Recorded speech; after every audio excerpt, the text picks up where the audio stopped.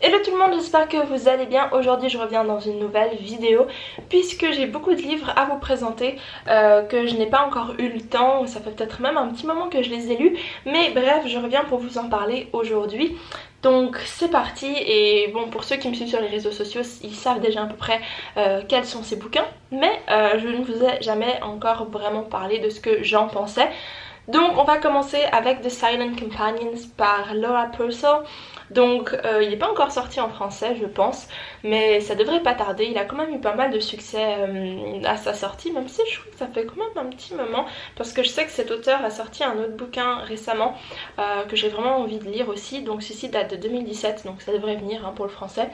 Et ça va nous présenter l'histoire de Elsie, qui est une jeune femme qui a été en fait récemment veuve, puisque son mari est mort dans des circonstances un petit peu bizarres dans la maison où ils allaient emménager dans les mois qui suivaient. Et donc elle se retrouve veuve et en possession de cette maison un petit peu flippante, et avec les Silent Companions. Je vais vous dire ce que c'est parce que disons que c'est assez creepy. Il y a des gens qui ont pas trop... à qui ça ne faisait pas peur, mais moi personnellement je déteste ce genre de choses, donc ça m'a bien foutu les jetons. Et en parlant de peur et tout ça, est-ce qu'il fait vraiment peur? Moi oui, moi il m'a fait peur, il m'a bien donné les frissons et tout ça, mais comme je viens de le dire, des fois ça marche, des fois ça marche pas. C'est situé dans l'époque victorienne, donc ils définissent ça comme du Victorian Gothic, et j'ai beaucoup aimé ce bouquin, franchement. Le seul petit, les deux petits hicks, c'est que je trouve que c'est pas assez atmosphérique.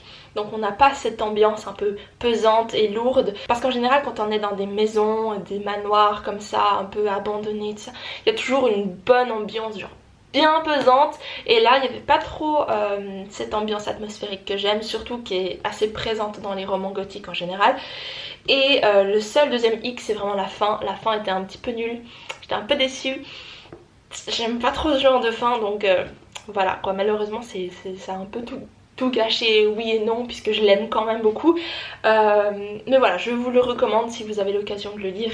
Il est quand même pas mal. Ensuite, le deuxième livre que je voulais vous présenter, c'est The Picture of Dorian Gray, donc le portrait de Dorian Gray par Oscar Wilde. Et j'ai beaucoup aimé ce bouquin. J'étais complètement impressionnée par le début, parce que des fois c'est le Lord Henry, mais il balance de ses phrases et c'est juste là, waouh, c'est tellement bien dit, c'est tellement bien réfléchi, alors vraiment le truc trop philosophique, mais non, ça reste vraiment, disons que c'est peut-être que ça a fait cet effet juste à moi, mais je sais pas vous, mais en tout cas au début j'étais là, ce Lord Henry, il a du caractère, il dégage un truc, ça m'étonne pas que Dorian Gray l'ait pris un peu comme son mentor, parce que, non, je sais pas si c'est genre vraiment de la manipulation ou quoi que ce soit, parce qu'on en a pas mal discuté en cours justement pour ce bouquin, est-ce qu'il est manipulé ou pas par ce Lord Henry, mais enfin, pour ceux qui connaissent pas le résumé, ce qui m'étonnerait, en très gros, on va suivre un jeune homme qui en fait ne souhaite pas vieillir, et il fait faire un portrait de lui, et c'est le portrait qui va vieillir et non lui, le jeune homme. Donc j'ai beaucoup aimé, franchement c'était une hyper bonne lecture, j'étais vraiment... Je sais pas si c'est un coup de cœur, je pense qu'il y a juste un truc que j'ai pas trop aimé, c'est le chapitre 11. Mais je l'ai vraiment survolé des yeux, parce que... Bon, je sais pas si c'est parce que c'est en anglais, j'ai pas de problème à lire en anglais, mais là c'était vraiment lourd, c'est vraiment compliqué, où il y a plein de références à différentes époques de l'Antiquité, de la Renaissance, beaucoup de références religieuses aussi, puis moi, c'est juste que j'arrivais pas à capter toutes les références, du coup j'étais vraiment frustrée, c'est peut-être juste ça qui m'a un peu fâchée, mais sinon l'histoire est incroyable. Et c'est quand même un roman gothique, parce qu'il y a une bonne ambiance un peu bizarre dès qu'on s'approche de ce portrait, donc ça c'était vraiment super aussi. Et il y a aussi beaucoup de références à la science et beaucoup de questions posées sur la philosophie, la science, l'être humain, la société. J'ai donc beaucoup aimé cet aspect dans Dorian Gray, parce que c'était très plaisant à lire, toutes ces pensées, tout ça. Ensuite, le prochain bouquin que j'ai à vous présenter, c'est Carmilla par Joseph Sheridan Le Fanu, et j'ai vraiment beaucoup aimé cette histoire. Je pense que c'est un coup de cœur, parce que c'est hyper court, Mais il y a tellement de choses à exploiter dans ce bouquin. C'est vraiment aussi, il y a beaucoup de questions qui sont posées, et ce que j'aime beaucoup, c'est qu'il y a beaucoup de mystères, et en fait je pense, hein, j'en sais rien, mais je pense que l'auteur a laissé pas mal de petits trous juste pour semer le doute, ne jamais totalement dire ce qu'il pense, ou alors ne jamais totalement bien décrire ses caractères, ses personnages, je pense en anglais, pour que nous lecteurs on est un peu là, ouais mais est-ce que lui, est-ce que elle serait pas, enfin disons que y a plein de petites théories à faire. D'ailleurs on en a fait aussi pas mal dans mon cours, genre surtout au niveau de la famille, au niveau de la descendance et tout ça, il y a pas mal de trucs qui sont laissés en suspens juste pour que nous en fait on essaye de faire des liens et essayer un peu de réfléchir, alors que le bouquin fait 100 pages. C'est vraiment une bonne histoire, vraiment très bien raconté. Il n'y a pas trop de passages longs, vous vous en doutez bien, mais c'est vraiment concis, efficace, et j'ai adoré Carmilla. Franchement, je vous conseille vraiment de le lire, c'est tellement petit que ça vaut la peine. Parce que je suis en train de lire Dracula, d'ailleurs je vais vous présenter mes lectures en cours, mais je suis pas aussi fan de Dracula que je suis fan de Carmilla. Attention. Et j'ajoute aussi qu'il y a beaucoup de châteaux, donc je suis contente. Et c'est très, voilà, c'est très atmosphérique pour le coup, très malsain, très... Voilà, on sait qu'il y a quelque chose qui se passe, et on attend juste le moment où tout va exploser, et j'ai adoré.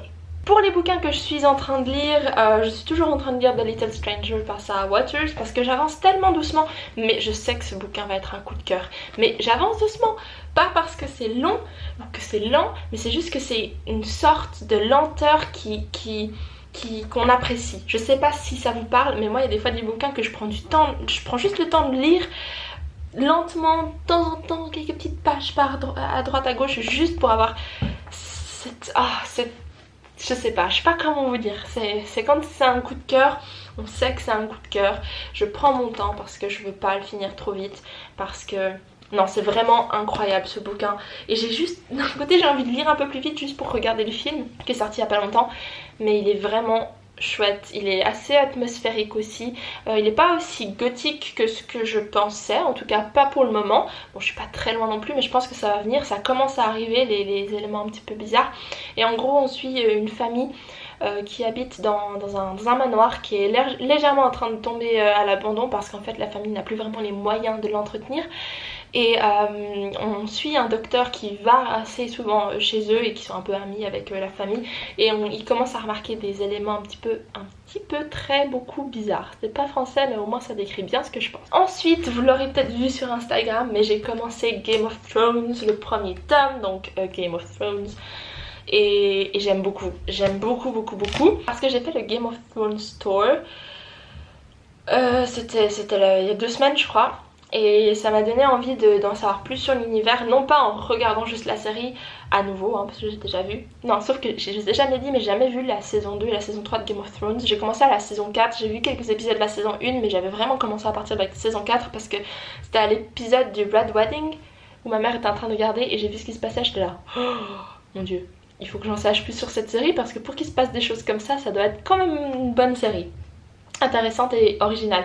Du coup j'ai envie d'en apprendre plus, mais beaucoup plus avec les bouquins. Et comme je l'ai déjà mentionné tout à l'heure, je suis en train de lire Dracula par Bram Stoker, et je suis pas trop emballée. J'avoue que au début je trouvais ça bien quand c'était le journal de Jonathan, mais maintenant que l'on est dans le journal de Mina,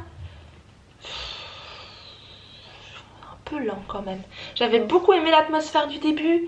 J'étais là, ouais, ça va être génial, le château, Dracula, les trucs bizarres qui s'y passent, et maintenant on est un peu dans l'entre-deux, j'imagine, et puis je suis un petit peu ennuyée, je suis un petit peu déçue. Après j'écoute le livre audio, donc je sais pas si c'est ça qui capte pas assez mon attention. Pourtant c'est un super bon livre audio parce qu'il y a plusieurs voix et tout, c'est vraiment une performance.